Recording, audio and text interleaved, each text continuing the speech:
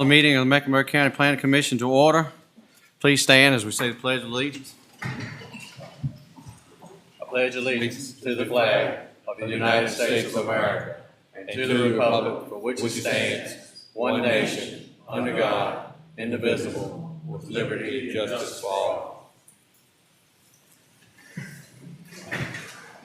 We're now going to public hearing. I'd like to go over a few items. The restroom is through the doors and down the hall. Anybody's cell phone, please put them on silent. Also, several rules for the meeting. The applicant will be given 30 minutes to present the application. The applicant will be advised when 5 minutes and 2 minutes is left. Each speaker will be given 3 minutes to address the Planning Commission. The time will be strictly enforced. Each speaker will be notified of 2 minutes as elapsed and then 3 minutes. Each speaker will be permitted to address the Planning Commission only once in the 3-minute opportunity to and cannot be transferred to another speaker. Speakers should always address the Planning Commission and not others in the meeting. Speakers, the Planning Commission is conducting the public hearing to receive comments from interested parties. Neither the Planning Commission nor staff will respond to offhand questions in the hearing. The Planning Commission asked that everyone at the meeting to be respectful of others who are present and asked that those present not to applaud speakers. As a reminder, it is inappropriate at a public meeting to make personal attacks or to be defamatory or disparage individuals or identifiable groups. Profanity will not be tolerated. Prior to beginning your comments, please state your name and address for the record. There is a sign-up sheet in the front if you would like to speak. If anyone has not signed up, please do so. All right.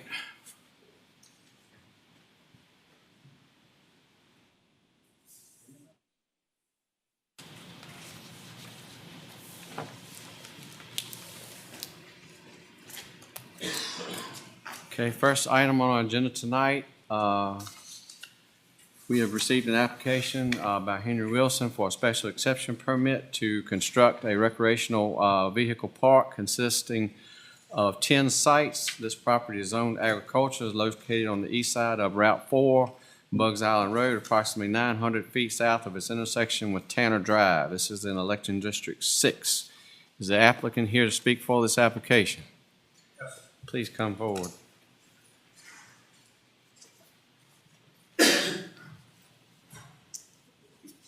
My name is Henry Wilson. Live in Palmer Springs, 892 Bugs Island Road, on the property in which I'd like to get in change special exemption permit for a small campground or RV park. Okay. I'm here tonight just to answer any questions anybody might would have for that. Okay. And this is all going to be just temporary people coming in, people going out? More headed toward the Microsoft construction workers, 6, 8 months, 12-month period. Yes, sir. Okay. So you limit them to no more than 8 months? No, sir. I was not planning on having a limitation on them. I didn't know how long they would have a contract working there. Well, they could be here for another 2-3 years, the rate they're going. The reason I asked the question. Yes, sir. I mean, So they could be here, they could rent from you for 2 years. yes, sir. Okay. All right. Any other questions? Okay, thank you. Yes, sir. Mr. Hubbard?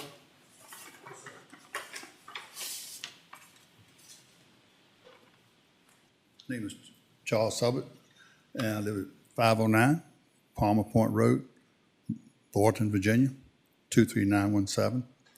And I'm here to address the lot I got from Mr. Hendrick. I may read what my concerns are. I appreciate it. This is in regard, this letter that I received from the office referring the application for Henry Wilson in his recreation park. that is the adjoining my property. I'm concerned about the RV park being placed in this location. I'm not familiar with any rules or regulations that Mr. Henry would be required to enforce. My property is used for farming and hunting. Not only do I have concerns about the people that will be allowed to permit to use these sites, but I am also concerned about how they feel about the adjoining property being used for hunting. We recreationally shoot. There are target range, shooting range set up as well as areas for shooting skeet. We do ride ATVs, we do ride dirt bikes on the farm as well. I would not want this type of park to restrict my land use in any way. I allow hunting by permit only. My property has been marked as such. On a personal note, I'm not sure this is the best interest for our community. I would like to understand the terms of use. Are they long-term, short-term rentals? How will the property be maintained?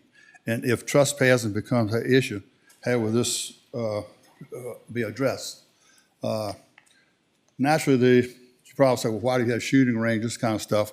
I'm trying to protect my property because when 10 people come in next to you and someone's over there shooting, they may work at night and want to sleep during the day.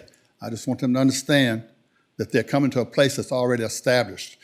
This shooting range primarily, I used to ride horses in Palm Springs Hunt Club, and the people in Palm Springs were shooting 10 different directions. So I put a shooting area for the 30 people, 35 people in Palm Springs Hunt Club to shoot in one place and to make it safe. So we know when people are shooting, like this time of year, it's a controlled type of environment. And I have friends, we go on Sunday afternoon, sometimes we do shoot skeet. I have grandchildren that like to shoot, and I got grandchildren that like to go on my farm and ride their ATVs and dirt bikes. I just don't want somebody to come in and say, we're over here now and you can't do what you've been doing for 10, 15 years. Each one of you probably own property, you know exactly what I'm talking about.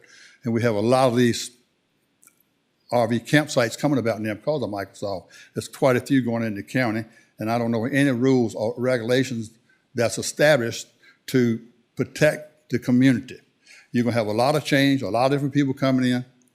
You got a lot of adversity, and I just like to see a rules set in place that protects the community and the landowner, because that's just what I'm trying to do. I just don't want someone to come in joining me and start telling me what I've done I can't do. Thank you. Appreciate y'all listening to me. Thank you. Yes, sir.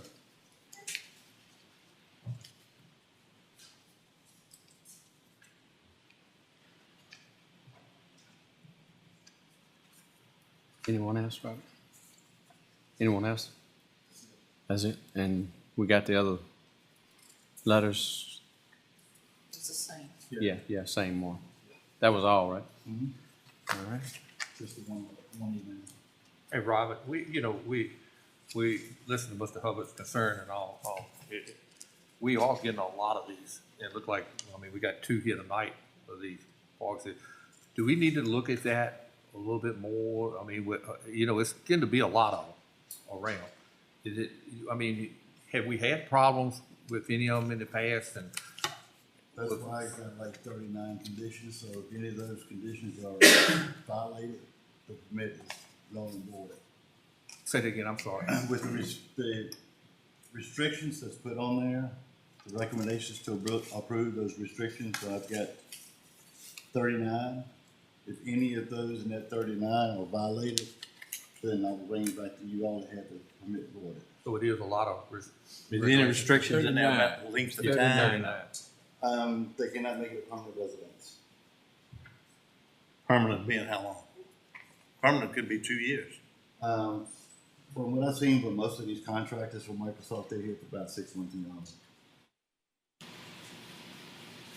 How many units you talk about putting in there? Excuse me? 10 units. 10 units and that. 10 units. That's all it'd be approved for. 10 units. And he's already got the health department approval, VDOT approval, and submitted to erosion sediment control. The health department has already approved it. Yes. For well and septic. Okay. Any other discussion? Whose district is This is six? District 6. Who's six? Uh-huh. Right. It's in board. Yeah. It's District 6, who is that? B6? No, I don't think so. Okay. I'd like to make a motion that we approve this application with the following conditions. The site will provide more opportunities for short-term construction workers in the county. The owner shall submit an erosion sediment control plan for approval prior to construction. The owner shall post a bond for all infrastructure construction to include erosion and sediment control. Any areas that is visible to the public shall be screened with a privacy fence. No accessory structures shall be constructed on the individual sites. The owner shall meet all VDOT requirements within their access management design standard regulations. No site shall be offered for sale. No site shall be leased as a permanent site to any individual. The owner of the site shall provide rental records with lot numbers to the zoning director yearly. All sites will be permanently numbered and visible from the road. The owner will be responsible for obtaining the county land permit prior to construction. The owner shall submit a landscaping plan to the zoning director for approval. All recreational vehicles shall have a minimum of 15 feet clearance between them. All roads shall be a minimum of 30 feet wide, and the radius of the cul-de-sac shall be 50 feet, and the roads shall be gravel. The gravel placement on the road shall consist of a base of 2 inches of railroad rock and 4 inches of crush and run. The owner shall be responsible for contacting the zoning director for road inspection as follows. After grading the road, after the 2 inches of railroad rock is spread, and after the 4 inches has been spread. The owner will be responsible for maintaining the road in a safe and passable manner. Any mud, debris, or damage to any roadway shall be removed and repaired by the owner immediately. The permittee shall not use the property in any manner that creates a nuisance or disrupts nearby property owners in their enjoyment of their property. Each site shall be at least 25 feet wide and a total of 2,000 square feet. Park rules shall be posted at the entrance and enforced by the owner. No space will be allowed to obtain their own address or mailbox. The owner shall enforce quiet hours for the park from 10 p.m. to 7 a.m. to ensure excessive noise, amplified music, or other disturbances cannot be heard outside of the permittees of the user's campsite. The owner or his or her designee shall be readily available to ensure the park rules are not violated and respond to any concerns from RV park renters or neighbors. The owner or designee contact information shall be posted at the RV park entrance and provided to the Mecklenburg County 911 Dispatch Center. The map of the RV park with identifying lot numbers shall be provided to the Mecklenburg County Sheriff's Department, Palmer Springs Fire Department, Southside Rescue, and the Mecklenburg Zoning Office prior to commencing operations. The use of generators in the park is prohibited unless for unseen circumstances of power outage. Commercial garbage from the park shall be disposed of at the Southside Regional Landfill. The use of any county collection center for disposal is prohibited. All lighting shall be installed as not to disturb the surrounding property owners or in the roadway. No decks or porches shall be built on any sites. The owner is responsible for the appearance of the site and including litter pickup and other orderly site appearance. The owner shall obtain and maintain adequate amount of liability insurance to cover operation of the RV park.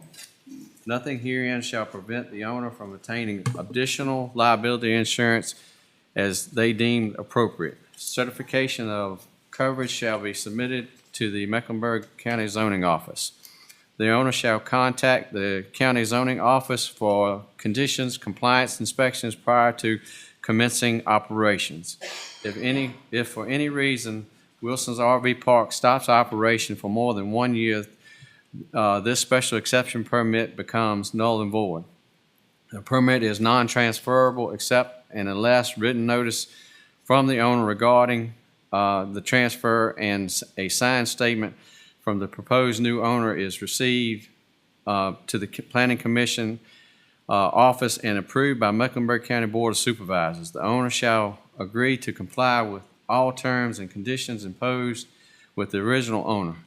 If the proposed new owner desires to amend the original permit conditions, amendments must be addressed by the Mecklenburg County Planning Commission and the Board of Supervisors through the special exception permit public hearing process. This permit shall become null and void if Wilson's RV Park operation is not commenced within 18 months of the permit issuance. Failure of the owner to fully conform to all the conditions of this permit shall result in revocation of the special exception permit. The owner shall provide each RV campsite with the following: proper waste and sewage hookup from an approved water source and sewage disposal system, electricity, one space for vehicle parking in addition to the living unit. All campfires shall be confined within a fire ring and always supervised. The burning of other products such as trash, plastics products, and other household items is prohibited. Campfires or burning of any type of material will not be allowed if the county is under a burn ban. That is my motion. Mr. Wilson, are you aware of all these 39 conditions? Yes, sir. You've read them Yes, sir. and you understand them all? Yes, sir. I'll second the motion. Motion's been made and seconded. All those in favor say aye. Aye. All those opposed? No. All right, motion carries.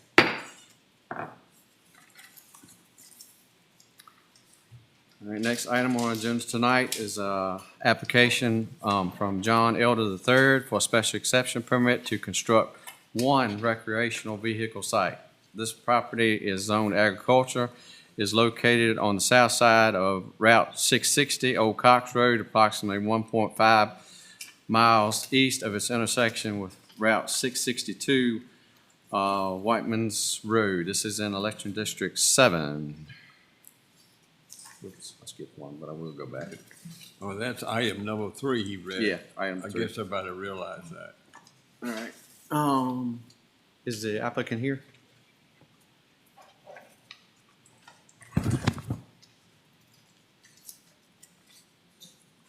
I'm John Elder, and I'm at 12022 Old Cox Road.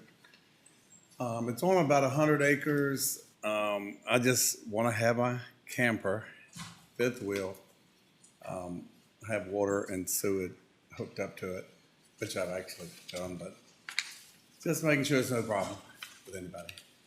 Okay. You can't see it from the road. You can't see it from any of the properties, but anyway, here we are. All right. What was your use per se? What were you planning on using it for? Well, it's for like family to come down and visit and, Okay. you know, on the weekends and what have you, so that I don't have to put up with them in my house. I understand. That's They good get all and dry. drunk. They go to the other place. Nothing like telling the truth. Yeah. Tell the truth, sir. Talk them out. Don't hold back. I got a few of those myself. I needed that. All right. Any other questions? Okay, thank you. Am I going? Gerald Hyde?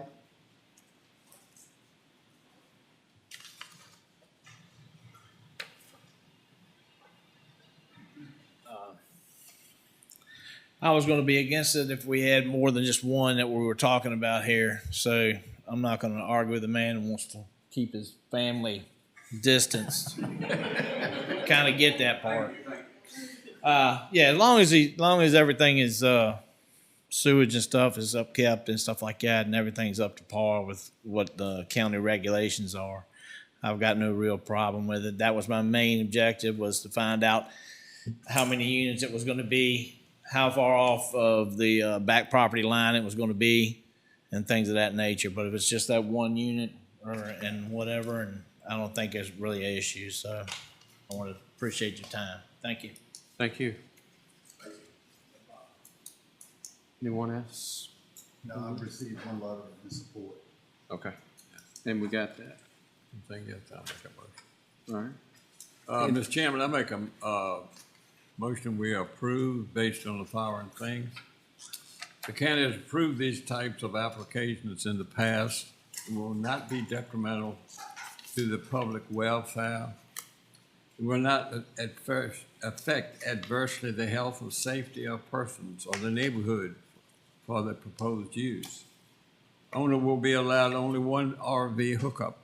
The RV site will not be used as a permanent residence, and the site will have electrical, water, and sewer hookups. I second. Motion been made and second. All those in favor say aye. Aye. All those opposed, motion carries.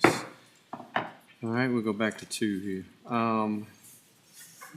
Next item on our agenda is application request from Daniel Garnett, Milestone Towers, for comprehensive plan review by the Planning Commission of its proposed 195-foot communication tower that is located in Mecklenburg County. This property is located on the east side of Route 707 Phyllis Road, approximately 1.2 miles north of its intersection with 615 Red Lawn Road. This is in Electric District 6. Is the applicant here to speak for this application? Thank you very much, Mr. Chairman. Jonathan Yates. I have also with me the landowner, Darrell Garnett. I hope you guys can hear me all okay. First and foremost, I have to really thank Robert and Chariot. All total, I asked them about 101 stupid questions. They never laughed at me, and I'm glad to be here tonight. What we're looking to do tonight, this will be a wireless communication facility, a monopole style. Darrell, this is a piece of property. He lives out there. It's about 37 acres total. He bought it from his parents in 2009. You have 37 acres, then you have 5 acres where his house is. We're going to be going back behind the house. It's 195-foot, what we call the monopole style, which is just a pylon, designed for Verizon Wireless and at least 3 additional broadband carriers. We were able to situate it, thanks to Darrell, very nicely on the property so we could come in full compliance with Article 14. And as we look at the comp plan and look at vision for Mecklenburg 2035, I want to talk about what we're doing here. Yeah, a lot of it is people yakking on a phone, that kind of thing, but really we're providing infrastructure. It's what a lot of people in the country call now the fourth utility. It's wireless infrastructure. It is people yakking on the phone. It is people looking at videos. But more importantly, it's also effective access to 911 first responders, fire, police, EMS. And that's the importance. Mecklenburg County has a lot going on with Microsoft now. Still, in terms of wireless coverage, you lag behind Fairfax County, Loudoun County, and that's not right. But that's our goal. The goal is to bring the infrastructure out there. Again, Verizon is the lead on this, but the facility is designed for at least 3 additional broadband carriers. If we get to do it, takes about 60 to 90 days to build it. Most of that's in setting the foundation. The tower is stacked in a day. After that, Verizon only comes out about barely once a month, probably 10 or 11 times a year. Most of the equipment's operated remotely. The facility does not produce any noise, odor, lights, vibration, fumes, or glare. Fortunately, the closest air facility to us is Marks Municipal down in Clarksville. We're over 10 nautical miles away. So the importance of that, the facility will not have to carry the air navigation lighting. So if the facility was in right now, you wouldn't see it if you drove there because it's dark outside. What we're trying to do is provide this infrastructure, and we feel that meets the goals of the 2035 plan. I'm here for any questions about the tower. Darrell signed up, but he's really only here if there are any sort of questions about the property. These towers, all of them comes is under 200 feet. Is that solely for the reason that don't have to put the lights on? Because, you know, I think the last person here said they reach out about 4 or 5 miles, and if we went higher with it, will we Yeah. get more service? Because, I mean, still, we kind of lack in a lot of places.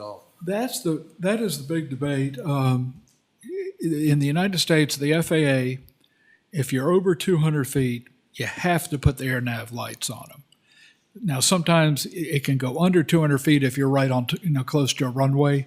So you see a lot of folks, a lot of towers come out at that 200, under 200 foot level. In this case, it's a 195 footer and a 4-foot lightning rod. So we meet the standards.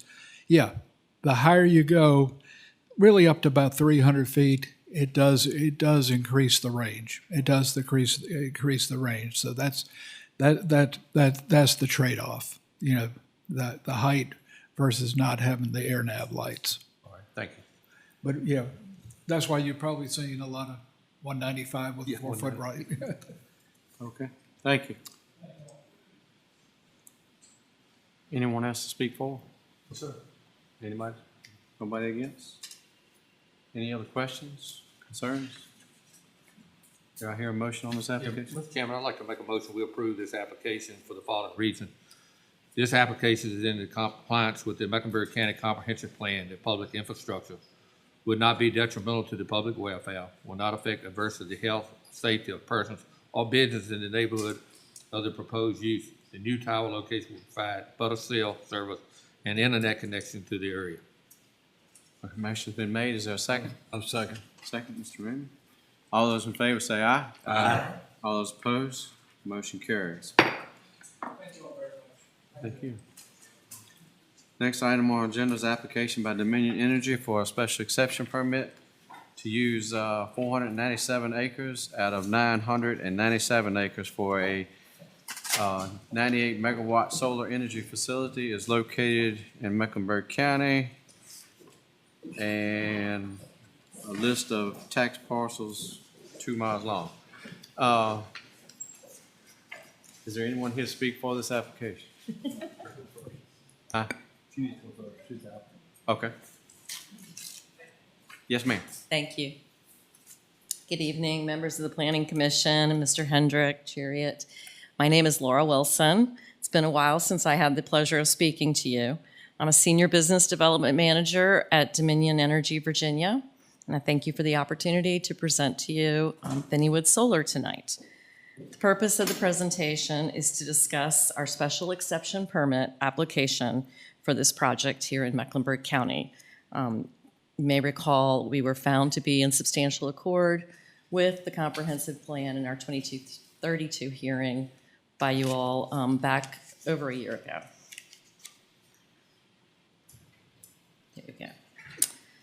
So I know you know who Dominion Energy is, but I'll just go over a few facts. We serve over 2.5 million customers in the Commonwealth, and there's 11,000 of those here in Mecklenburg County. We have the second largest solar fleet in the United States for investor-owned utility companies. And that should show to you all that we have experience in constructing and operating solar facilities. Our commitment to the communities where we operate is very strong. Our employees contributed over 95,000 volunteer hours in 2022.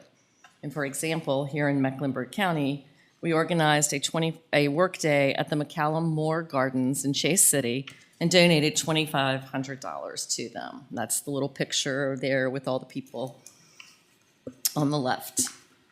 Supporting our veterans is also a core value at Dominion Energy Virginia. 1 out of every 5 of our new hires is a veteran.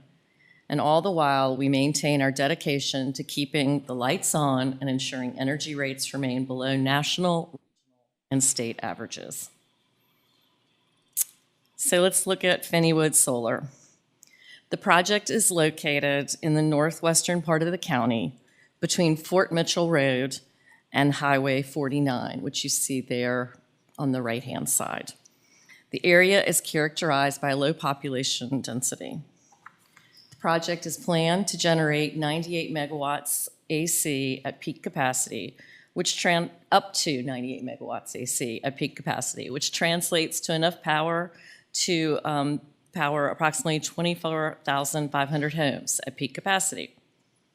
Our point of interconnection is the Clover Briary 230 kV line, which spans the project. You can kind of see the light white line that comes from down where it says Lenhart Drive and travels up northeast. The total acreage of the project is approximately 1,042 acres. The limits of disturbance accounts for 493 acres. So that's important to note here that over 500 acres of the project will be left in the same condition it is today. Now we'll look at the site layout. I want to first emphasize our commitment to environmental stewardship. We've taken measures to increase the setbacks from the natural features. To the northeast, we have increased the setbacks from the Meharon River. And then to the south, we've increased the setbacks from Finneywood Creek. Along all public roadways, we have expanded the vegetative buffers to a generous 150 feet. And these buffers will be maintained in their natural condition wherever possible. So what you see today is what you will see once the project is built. If there are places, which there are a few, where the current natural buffer may not be enough to buffer from being seen, we'll plant. We have a proactive approach to environmental protection, and that extends to our erosion control measures, and then we have included multiple wildlife corridors throughout the project area. And those are shown by the yellow lines that you see running along the creek, up and down there. They're also, we could have drawn more. There, along the river, there would be free passage for wildlife. So a lot of wildlife can move around. So I mentioned our stormwater and erosion control improvements. One of the things we have done, we've learned valuable lessons from our past projects. We've made mistakes, we admit it, but we have learned our lessons, and we've continuously improved our practices. We're currently implementing enhanced perimeter controls, such as a super silt fence, which is wire backed with T-post, or double reinforced silt fences with metal post. To address stormwater management, we've gone above and beyond regulatory requirements, and we install 4 times the number of stormwater basins mandated by the Department of Environmental Quality, or DEQ. And we take the proactive step of designing all our stormwater features for large volume storms, and we prioritize ground stabilization throughout construction and operations. So Dominion Energy has partnered with Kiewit TIC to build the Finneywood Solar Project. And this component is obviously very critical to the success of the project. We're very happy to please with Kiewit. Kiewit has an impressive track record. They've built over 5,000 megawatts of solar, including the soon-to-be online Piney Creek project in Halifax County. Halifax County Zoning Administrator Detrick Easley has attested to Kiewit's commitment to compliance, noting that they have been A1 since day one with no violations. Kiewit also has a history of establishing excellent partnerships with local subcontractors, businesses, and suppliers, and they're actively involved in the communities where they're working. In Halifax, they've had projects including a book drive, a food drive for the local pantry, and bridge repair at Paul C. Edmonds Park, which you see there on the bottom. And on the right is a lunch that they have on site from a local caterer or restaurant. So what's in it for you all? Let's look at the substantial economic benefits that Fleetwood Solar could bring to Mecklenburg County. During construction, there'll be 190 direct, indirect, and induced jobs created, which results in $8 million in labor and income. Additionally, the project will inject approximately $25 million in economic impact into the local economy. And this benefits a wide range of businesses, including construction-related suppliers, civil construction firms, equipment rental providers, timber companies, restaurants, and gas stations. There'll be increased tax revenue. The property that is in the project will be reassessed, and thus will have a higher tax rate on it, or higher tax amount because of the higher assessment. And that we have found in many counties can be up to 10 times the amount that's being paid at this time. And finally, the county has adopted the revenue share ordinance, which means you will be paid $1,400 per megawatt AC per year. And that amount escalates at 10% every 5 years, beginning in 2026. So that's a guaranteed budget line amount for the 35 years or more of operation of the facility. And I'd also just like to point out here that all of this increased revenue comes with very little use of county services. Most importantly, we don't need to use the schools, which is probably your highest cost item, but no roads, very little EMS, no water, etc. And finally, there's the siting agreement.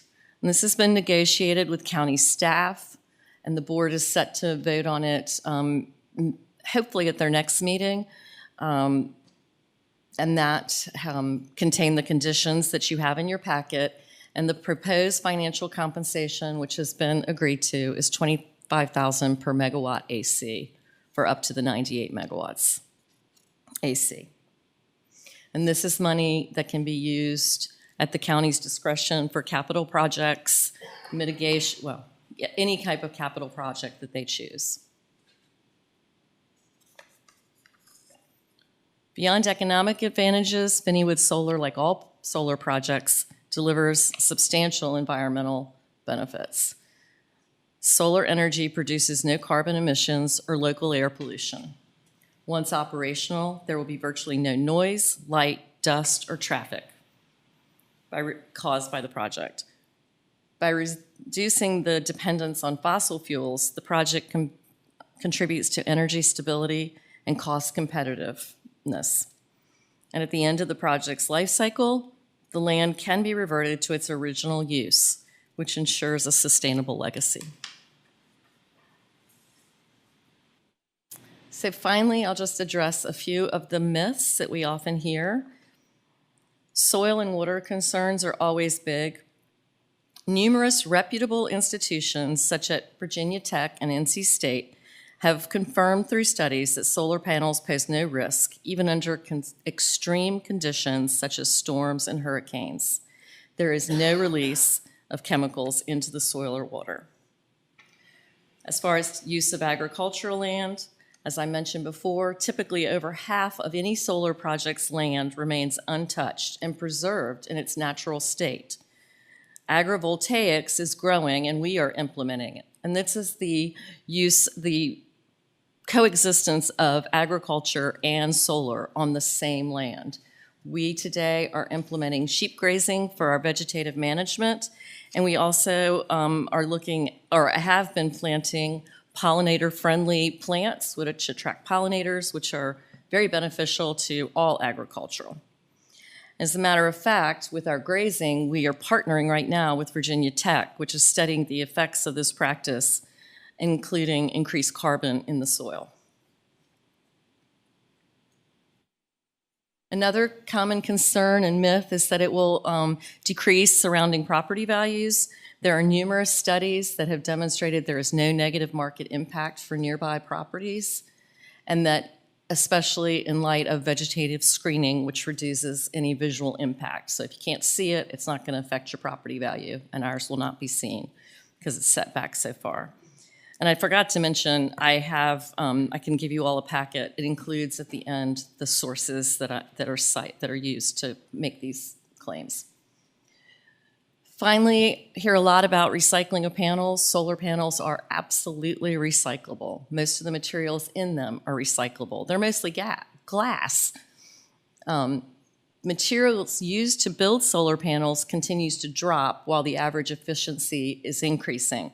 So when you see estimates of how many piles of solar panels are going to be in the future, that's based on today's technology. It's getting better and better. Panels are getting smaller and more efficient, so there will be less waste going forward. And there currently are solar plants operating in the United States, and I listed some of the states there where.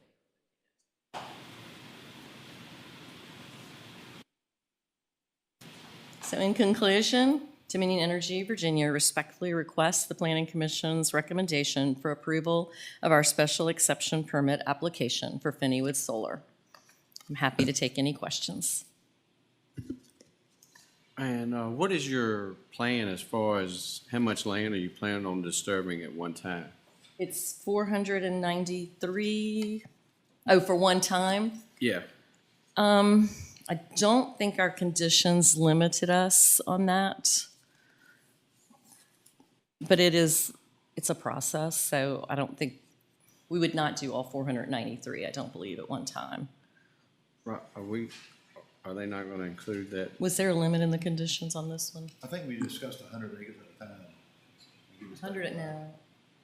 I left them back there, sorry. I'm sorry, I didn't, I can't remember if it was in the conditions or not. let me grab my conditions.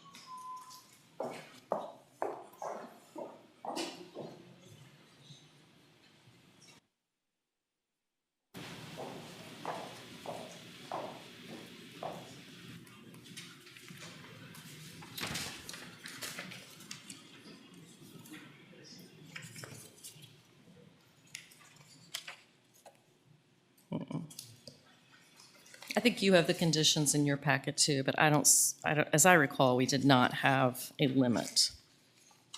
Okay. Laura, who's doing the job over on Spanish Grove Road for y'all?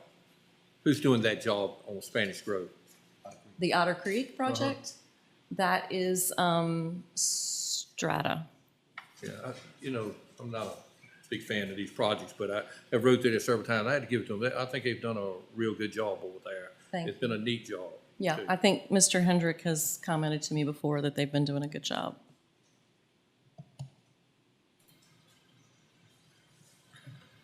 Any other questions? Okay, thank you, Laura. Thank you all.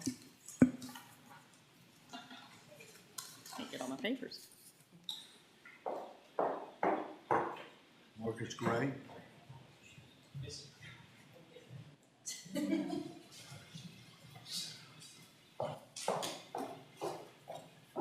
My name is Marcus Gray.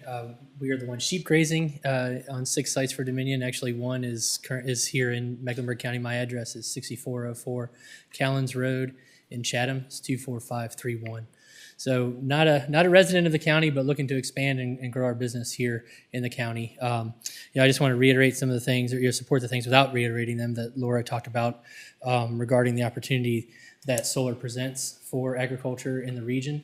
It's probably the largest single most opportunity to support livestock in anybody's lifetime here in the room.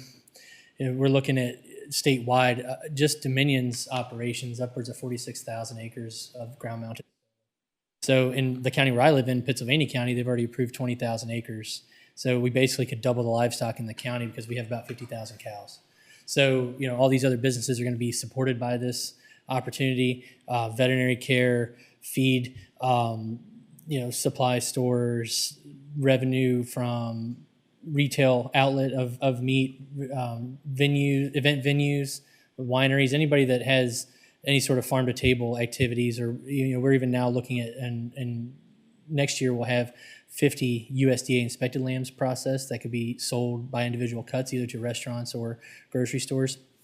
So yeah, I just wanted to support everything that the Dominion's saying. You know, Chase City could really be a hub for this agrivoltaic activity in Virginia with the solar projects you've already approved, and adding another one would make that even stronger. You know, we're operating on about 3,500 acres in 2023, so a 1,000-acre farm doesn't scare us. We have about 800 ewes that we're rotationally grazing around, so it's not a set stocking thing. We're worried about water quality and soil impacts and providing wildlife habitat. So yeah, I can attest that these wildlife corridors do work. So we have livestock guardian dogs to keep the predators at bay in a non-confrontational way. But you know, we see deer, we see bobwhite quail, we see butterflies, all sorts of activity on these sites. One of them up in Louisa County that we're on even has bears. So the bears are getting in, you know. So you know, it's you know, not as restricted as everybody thinks. And you know, my background is I've had about a 20-year career as a wildlife biologist, so I can speak to these sorts of activities and say, okay, wildlife corridors do work, pollinator plantings do work, and we can manage those sites even with sheep. They're not mutually exclusive, so we can improve bloom time and stagger bloom time. It's like deadheading in your garden, right? You come through and the animals graze, the plants are going to bloom again. So you can support more pollinators throughout the season rather than just maybe cutting it once a year. And then Laura alluded to the soil health benefits. There was a study out of Minnesota, and now we're looking at it here locally about accelerated carbon sequestration from the sheep grazing activities because the material is actually digested. It's not, you know, if you're mowing just sitting on top of the ground, it's very hard to break down.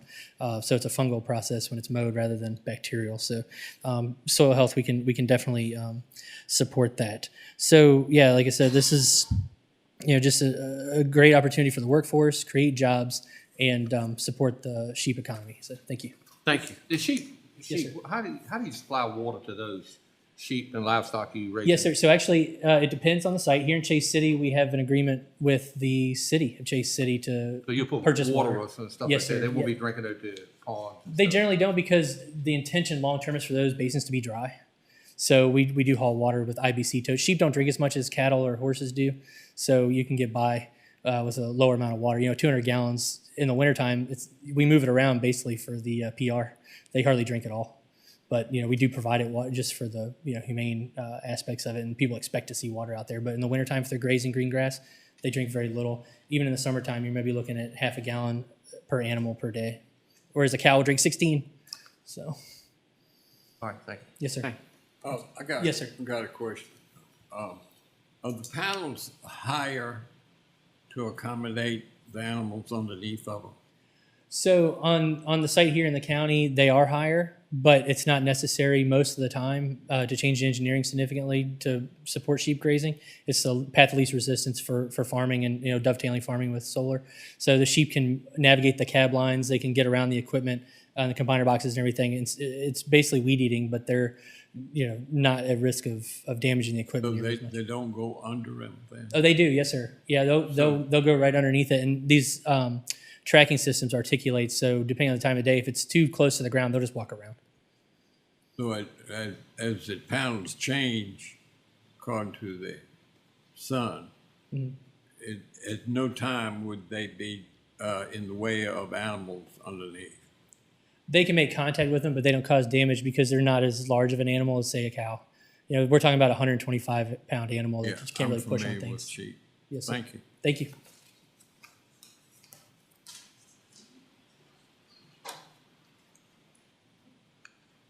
Thomas Park.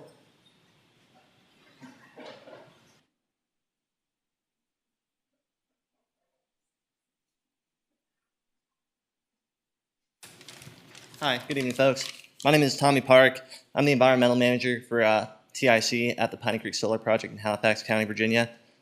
I'm also a superintendent overseeing erosion control operations, grassing, as well as grade work. I've lived in Virginia for 12 years. I'm a Hokie. I've got a beautiful wife and a 2-year-old son. They're in my life, but when I'm not living, I'm working. I've worked for Kiewit and TIC for 5 years, overseeing environmental compliance in the state of Virginia. I take environmental compliance extremely seriously. Working through these tasks all day, every day, I see the importance of it the impact that it can have to the community around it and the importance of protecting that community. Acting as an environmental steward gives me great satisfaction, and protecting the community is of utmost importance to me. When I spoke with Mr. Robert Harris from Mecklenburg County's permitting office, I learned that solar projects in this area generally take 3 to 4 years to close out their DEQ permits. Piney Creek Solar, we're currently expecting to close ours in just before Thanksgiving of this year, so that'll be just short of 16 months, roughly under half of the typical duration. And we get nothing but positive praise from Halifax County, from DEQ, as well as from Dominion Energy, who is an extremely strict owner with respect to environmental compliance. At Piney Creek Solar, 60% of our workforce was local, and that encompasses 310,000 total man hours worked on the project, and we peaked at manpower count of 240 people. These are people that I worked with every single day, so I can speak directly to the positive impact we had providing jobs to the people of this community. We also worked with over 25 local vendors and suppliers, and we output over $15 million for the material and the assistance from the subcontractors. We intend to grow these relationships with these local companies in order to leverage Finneywood Solar so that we can continue to set the standard for solar construction in this region. That's all I have. Any questions?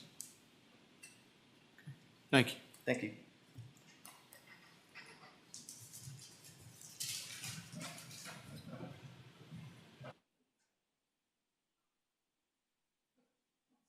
John Jansen.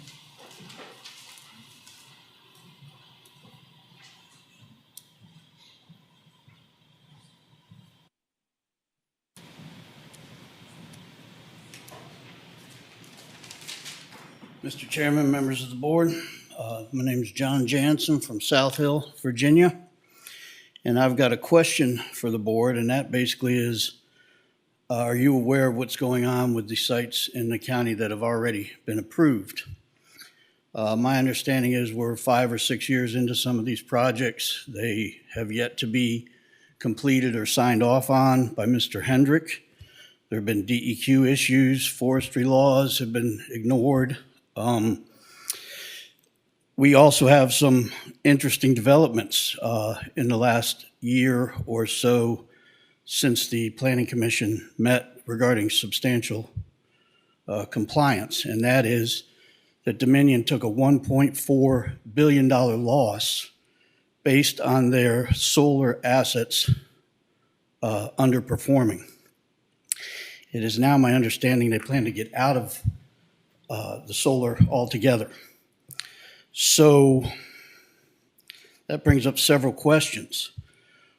If they're taking losses and we're hosting these bad investments here in the county, what is Dominion really doing with these projects, and will they come clean on their numbers? For example, Grasshopper, my understanding is that a whole section of it is not even working. The sections that are working are less than half the rated capacity, or whatever the proper terminology is.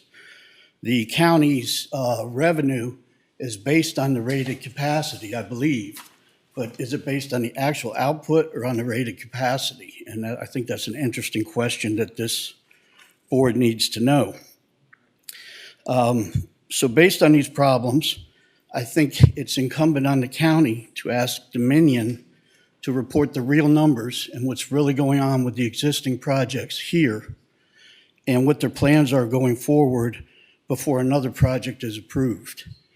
If those answers are satisfactory to this board, then that's great. If they're not forthcoming, that speaks volumes. And I'm happy to answer any questions that you might have. Any questions? Okay, thank you. Thank you.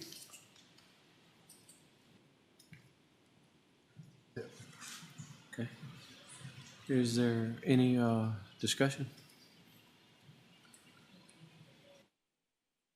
I think it's a lot to consider, and the siting agreement still needs to be agreed upon before the application. So I make a motion that we defer this to our November meeting to allow the planning commission more time to review the application due to its size and as well as the citing agreements being passed. Second. That motion's been made and seconded. All those in favor, let's take a roll call, please. One second.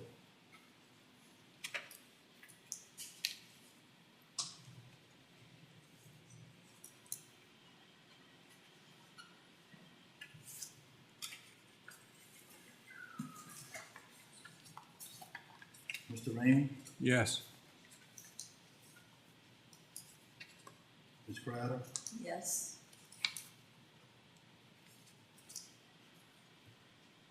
Mr. Lassiter, Yep.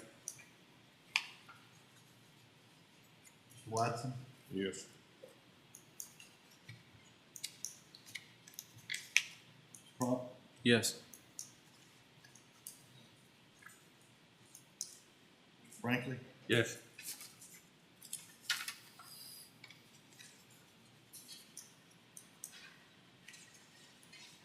Parker. Yes. Motion carries to defer until November meeting. All right, motion carries. We're now going to close public hearing. Approval of the minutes for September the 28th. Mr. Chairman, the minutes have been reviewed, and I make a motion at this time to approve the September 28, 2023 minutes as presented. Hold on just a second.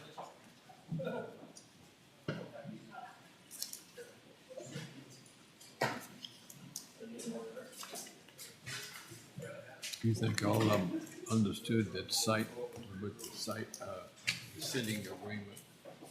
They already knew. They did? Yeah. She mentioned it at the beginning of her presentation that the citing agreement had not been passed. So the Board of Supervisors will pass that, and bring it, then we'll come back to us, Yes, if they pass it. correct. Will they pass it? I don't know. Where, it's a little thing going on with Shade City, but it's where the power line's going, so that's part of this deal. Oh, It'd be the minutes. Okay, all right. have a motion to approve the minutes? Is there a second? I'll second. All right, motion's been made and seconded to approve the minutes. All those in favor say aye. Aye. All those opposed, motion carries. Robert, before we get too far, on the part about the amount of disturbance, We can add that. I would like that to be added. I'll shoot Russell an email and let him know that y'all are concerned about the acreage to be disturbed, It needs to be the 100 acres like no we more than talked. 100 acres at a time. Yes, sir. I mean, that's what they're doing with Otter Creek. Yep, and they did a good job. Can you beef up like the buffer ran it with the side of the vine instead of little shrubs or something? Is it something we need to? I got my pictures downstairs that I'm gonna be sending them on some You see what I'm saying? I mean, just kind of, And, Get 'em a little taller. and that's something that we can add to the screening process of this application as well. You don't have to plant 1-year-old trees. You can buy 3- and 4-year-old trees. Absolutely. And that is something that needs to be considered in this as well. I took some pictures of the one in North Carolina, and they took those, whatever they planted, about 2 years. You don't see nothing. Okay. I got pictures. I mean, it helps. Yes, it is. It is. Yeah, I rode by one in North Carolina this morning on Route 4. Go across the dam, it's like you're going on down, on the right, and you can't see a thing. Can't see nothing. That's the one Coming I up that past Kimball's Point up there, that way. Right. Yeah. That's the one I got pictures of. Okay. That's the one he got pictures of. Okay, Mr. Administrator. All right. Now catch my breath. Yes, sir. Everybody's got a copy of the zoning report. Yes, sir. Zoning numbers was up a little bit. Erosion and sediment control was down a little bit, but that's gonna be up this month, because, we got some people that owe us some money. But other than that, we're still busy. Everybody's got a copy of the building report. Okay. Another thing, these RV parks, is it something that we can add in there that those types of conditions be a mainstay for future I reference? mean, everyone. Okay. I mean, is it something that we can put in our ordinance? I'm Well, guessing when is what I'm asking. I've discussed, hopefully, after we get the comp plan finished, Uh-huh. we can work on the zoning ordinance. Okay. I think they're gonna be coming too, as high as rent is in those places. Yeah, yeah.